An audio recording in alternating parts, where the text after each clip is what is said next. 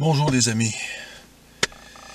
Vous savez, Rothschild actuellement est en train de piéger les gilets jaunes avec cette fausse liste de gilets jaunes et cette forme d'enfumage qui est typique à Rothschild, parce qu'au fond, Rothschild, c'est l'enfumeur professionnel.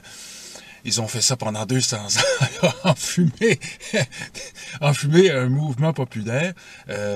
C'est quand même pas la même affaire que enfumer un monarque ou, je sais pas moi, un pays ou une république de bananes. Sauf que ça change pas le monde, sauf que, hein? Et pour ainsi dire, les Gilets jaunes sont encore dans le marasme, au fond. Il y a une partie qui se réveille, il y a des gens qui sont en train de se réveiller là-bas en France, qui découvrent que Macron, au fond, est une véritable marionnette. Il y en a certains qui disent que c'est une marionnette, mais sans trop savoir qui tire les ficelles de la marionnette en question. Parce qu'on parle de Macron, évidemment.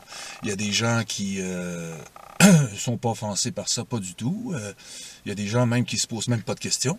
Et en plus, devinez, on a eu cette histoire de François Legault qui se présente là, lui comme ça, là, il va faire la bise à Emmanuel Macron, qui a au fond passé à tabac le peuple français, qui a crevé des yeux, qui a arraché des mains, disloqué des mâchoires, des bras, qui a au fond passé à tabac le peuple français, n'est pas du tout indigné. Il est indigné pour des conneries, de la foutaise des affaires sportives. Comme d'habitude, vous savez, hein, Macron, que ce soit Legault, ça ressemble au merdia. Parce que c'est du pareil au même, au fond. Ce sont de vulgaires pantins qui sont payés. Qu'est-ce qui tient ces gens-là au pouvoir? C'est l'argent, rien d'autre. C'est avoir la sécurité financière. Au fond, ces gens-là s'assurent d'avoir aussi, plus que la sécurité financière, aussi le gros confort, la grosse vie, quoi. Et ils vont pas démordre. Ce sont des serviteurs du système, en échange, évidemment, de l'argent. Et c'est là qui est le problème récurrent de cette histoire. Et les gens doivent comprendre que le système bancaire est le nouvel ordre mondial. Je le répète encore dans cette vidéo, c'est le nouvel ordre mondial. Le système bancaire, c'est le nouvel ordre mondial. Et quand Sarkozy et tous les autres parlaient du nouvel ordre mondial, c'était du système bancaire. Et quand Hollande a voulu faire son fin fido pour enfumer, parce que c'est un enfumeur lui aussi, qui fait partie de la gang, qui a fait semblant qu'il était contre le système financier, lui, il ne se présente pas aux élections, etc., mais c'est lui qui a le pouvoir, au fond. C'est ça qui voulait porter à l'attention des gens, simplement pour se marrer, pour bien rigoler, au fond. Et c'est ce qu'il a fait. Hollande l'a fait. Macron fait pire qu'Hollande, mais c'est quand même tous des marionnettes. Le système est HS. Il est hors service depuis très longtemps. Depuis que, au fond, la tête de votre monarque est tombée dans le panier. Quand Louis XVI s'est fait trancher la tête, vous avez changé pour pire, au fond. Vous avez changé le nez au milieu du visage pour une oligarchie qui, elle, est justement derrière un rideau. Et n'est jamais vue. Alors, elle a pu faire long feu. Beaucoup plus encore qu'un roi. Un roi, on sait où le trouver, lui. C'est facile de le trouver. Mais essayez de trouver des gars comme Rothschild, Rockefeller, Morgan et tous les autres de la même race qui forment une alliance, au fond, pareil comme dans le temps de la monarchie, sauf comme je vous l'ai dit, c'était comme le nez au milieu du visage, ces gens-là. L'aristocratie, c'était le nez au milieu du visage. Mais l'oligarchie, c'est Dieu en personne. Et les gens n'allument pas encore. Il y a beaucoup de gens qui n'allument pas parce que c'est la preuve que c'est beaucoup plus efficace que la monarchie comme dictature. Et c'est pas tous les monarchies, évidemment, là, qui étaient des dictatures. Louis XVI était loin d'être un dictateur, au fond. Et les autres qui l'ont précédé, il y en avait des pires que lui. Et ça n'existait pas, les monarchies constitutionnelles à cette époque. Évidemment, aujourd'hui, on veut avoir une nouvelle constitution. Nous autres, ici au Québec, on rêve de ça, on rêve d'avoir un pays. Moi, évidemment, j'ai été longtemps à me battre, et par la suite, il y a des gens qui ont repris le combat. Moi, je ne suis plus un combattant actif, comme tel. J'utilise Internet, je suis capable de parler, je suis un orateur, au fond. Je me sers... J'ai eu un grave accident, évidemment, qui m'a privé... de la capacité de mes jambes, au fond, d'utiliser mes jambes comme il faut. Alors, je ne peux pas utiliser mes jambes à 100%. Alors, je suis boiteux, j'ai une canne, et je me vois mal. Écoute, si j'avais affaire à me battre, c'est sûr et certain que j'utiliserais mes armes. Et je fesserais dans le tas. Et je ne me laisserais pas faire. Parce que c'est ça qu'il faut faire. Il ne faut pas se laisser faire. Mais une révolution, ça se fait pas avec la gentillesse, au fond. Malheureusement, parce que Macron, le pauvre, c'est lui qui a ouvert les festivités. C'est lui qui est rentré dedans. Qui est rentré dedans le premier? C'est pas les Gilets jaunes, c'est Macron. C'est votre président marionnette. Au fond, votre vrai président, c'est Rothschild. C'est lui le président de la France. Et c'est lui le président, c'est pas John Kerr, l'ivrogne. Et c'est lui qui est aussi à la tête de l'Union européenne. C'est lui et ses amis, les banquiers internationaux, et tous ses collaborateurs banquiers, petits banquiers salopards, comme Attali, et tous ces grands penseurs, ces philosophes de bon marché, à petit prix, à gros prix aussi, on peut dire, parce qu'ils sont payés chèrement, ces gens-là, comme BHL, par exemple, Bernard-Henri Lévy, ce salopard qui, au fond, est allé faire tuer des gens, des civils innocents, et qui passe son temps à galvauder la guerre.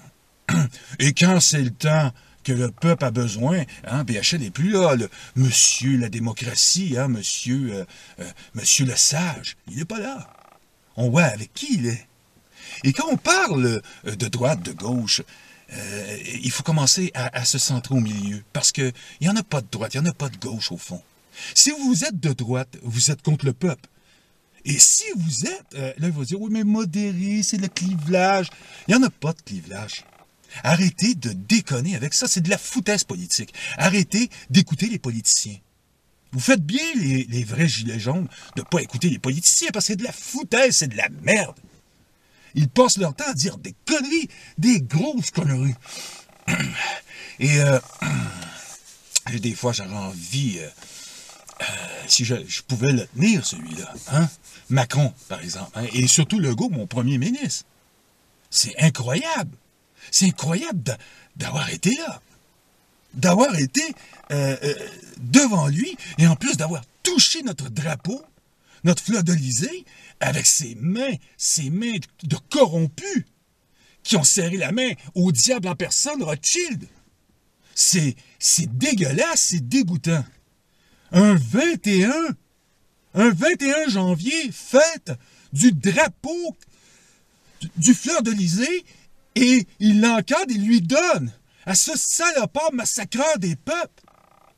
Et ça, j'étais vraiment... Vous savez, moi, je suis un patriote, alors c'était vraiment à vomir. Et là, je me suis senti comme révolté. Vraiment. Je pense qu'il nous cherche, hein. Vraiment, Macron vous cherche, et ici aussi, pareillement. Hein. Ils veulent le chaos. Ben, ils vont l'avoir, le chaos, si ça continue. Ils vont l'avoir, même les boiteux vont aller leur rentrer dedans, merde. Ils vont lui mettre ça dans le derrière. Ben enfoncé, qu'est-ce qu'ils ont fait en Libye, au colonel Kadhafi? Ils lui ont rentré une branche dans le derrière. Vous savez, hein, qu'est-ce qu'ils y ont... ils l'ont passé à tabac, lui. Pourquoi? Parce qu'ils ne voulaient pas faire affaire avec Rothschild. Et tous ceux qui ne veulent pas faire avec Rothschild, ils disparaissent. Ils finissent très mal. Est-ce que c'est le diable en personne, ce gars? C'est qui, cette merde? C'est vrai, moi, je ne l'ai jamais rencontré de ma vie, ce gars-là, en personne. Mais je me dis, et tout le reste, parce que vous savez, c'est une clique complète. Hein, c'est une famille, les Rothschild. Mais merde, même en annulant toutes les dettes, je vous dis bien, même en annulant toutes les dettes, Rothschild resterait ultra riche pendant encore 2000 ans, lui et sa famille. À force qu'ils ont accumulé une richesse, une fortune qui ne peut pas être publiée dans Forbes Magazine parce que c'est d'une indécence totale. D'une indécence. Ils manipulent les petits gens qui sont pas au courant en disant « Bill Gates est le plus riche du monde! Et lui, il est plus riche, tout ça! » Et tout ça, c'est de la foutaise. Ce sont que des serviteurs milliardaires. Imaginez la richesse de cette famille. C'est incalculable. Des milliers de milliards de dollars. Et ils ne peuvent pas dépenser. Ils ont tout ce qu'il faut pour passer leur temps à être imaginatifs et à faire des coups fourrés. Nous, ici au Québec, on dit des coups de cochon. À faire des coups de cochon, bordel. De la merde. Et je mange pas mes mots, hein.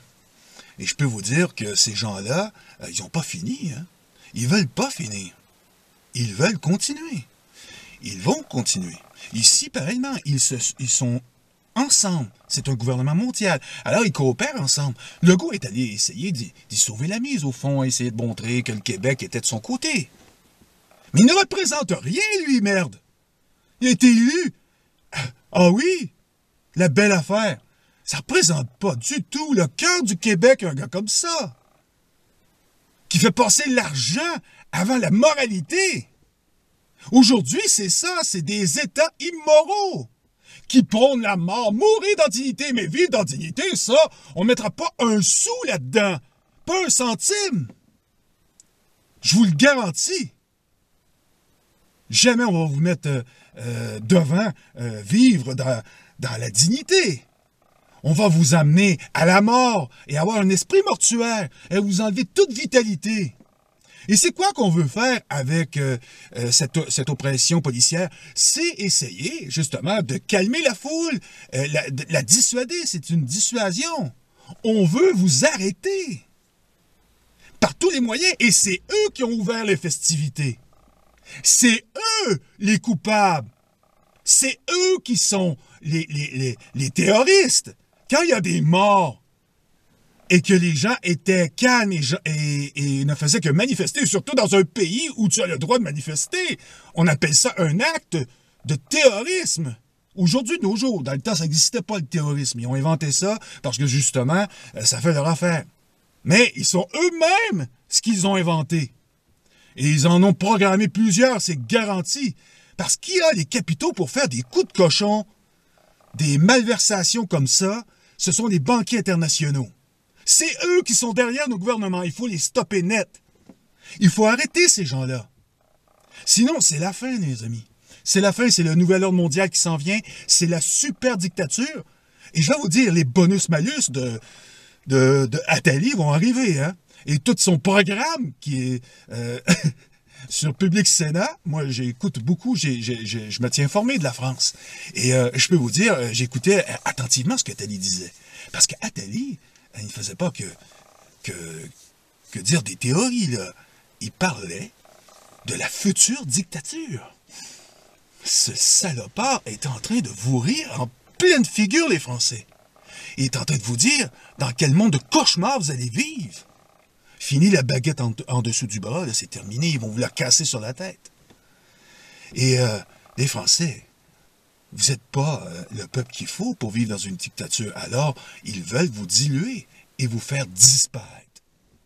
C'est simple. Et de là, l'histoire de l'immigration, tout ça. C'est pour diluer le peuple français. Et c'est pas parce que je suis raciste ou quoi que ce soit. Les autres doivent comprendre. Si on envahit votre pays, vous voyez, déjà, il y a la guerre dans beaucoup d'endroits. Il y a des gens qui vont me comprendre, que ce soit les Syriens ou les Libyens ou peu importe. Regardez la Libye maintenant, que c'est devenu pratiquement le trou du cul du monde, depuis que le colonel Kadhafi a été assassiné sauvagement par ces salopards. Pas par nos gouvernements collaborateurs de ces banquiers internationaux. On pense toujours que c'est eux qui ont tout agi, que c'est Zarco qui... Pfff, Zarco, c'est une putain de marionnette, tout ce qu'il veut, c'est du cash. Ils bouffent le cash! Ils vivent avec ça! C'est du cash qu'ils veulent, eux autres, rien d'autre. Quand vous allez comprendre ça, les Français, les Québécois, que ces gens-là ne veulent rien d'autre que de l'argent, ils ne s'intéressent pas du tout à vous. Ils n'ont aucune empathie. Ce ne sont que des hypocrites. Ce sont des psychopathes. Ils sont bien sélectionnés par l'oligarchie pour vous rentrer dedans. Alors maintenant, il faut nationaliser le système bancaire. Mais avant, il faut se débarrasser de votre gouvernement. Vraiment, remettre quelque chose en place qui est mieux. Un meilleur système de choses. Moi, j'ai pas envie de discuter parce qu'il y a 36 solutions. Moi, j'en ai beaucoup de solutions, mais évidemment, ça ne me regarde pas ce qui se passe en France. Moi, j'ai déjà assez à faire ici au Québec. Mais je voulais quand même donner un petit coup de pouce comme Charles de Gaulle l'a fait avec le Québec en disant « Vive le Québec libre ». Général, on vous a pas oublié. Et j'espère que vous aussi, les Français, vous n'avez pas oublié votre général. Et rentrez-leur dedans, en mémoire du général de Gaulle. Parce qu'il est venu ici pour nous dire, regardez, Québécois, on vous a pas oublié. Cet homme-là était un patriote. Vous êtes tous des patriotes gilets jaunes. Faites-le. Faites-le pour lui. Des hommes comme ça, on n'en voit pas souvent. Un ou deux par siècle. Son siècle est passé. Maintenant, on est au 21e et il suffit maintenant d'en avoir un bon. Il y a Asselineau, on n'en parle jamais, mais Asselineau, à l'âge qu'il est rendu, profitez-en pendant qu'il est encore jeune, si on peut dire jeune, parce qu'il est pas mal âgé, il serait temps d'appuyer cet homme. Cet homme pourrait être le dernier président de la France, de cette République, pour être le passeur, le bon passeur pour vous. Moi, j'ai une vue d'ensemble. Je ne suis pas avec vous, je regarde la politique et je regarde à quel point il se démène. Il se démène pas pour le salaire, lui, ce gars-là, on le voit tout de suite. C'est pas ça qu'il veut. Il veut sauver la France, c'est un patriote. Un peu comme Charles de Gaulle. Alors, je le salue, François Asselineau. Ça, c'est pas François Legault, c'est François Asselineau. Ouais, si on avait un gars comme lui... Mais même ici, je suis convaincu qu'il n'aurait pas voté pour lui, parce qu'ils sont tous cons. À chier, merde! Réveillez-vous, les Français! C'est vous, le peuple, le grand peuple. Nous, ici, on n'est que des colons. Quelques millions bien tassés, mélangés, et on va nous vaporiser bientôt. Ça va être notre tour. Et si vous tombez, on est foutus. Parce que vous êtes le cœur de la francophonie. Vous êtes le cœur francophone qui bat dans la poitrine des Français. De tous les gens qui parlent la langue de Molière. C'est clair? Alors, réagissez, sauvez votre pays. Mais bougez-vous le cul, merde!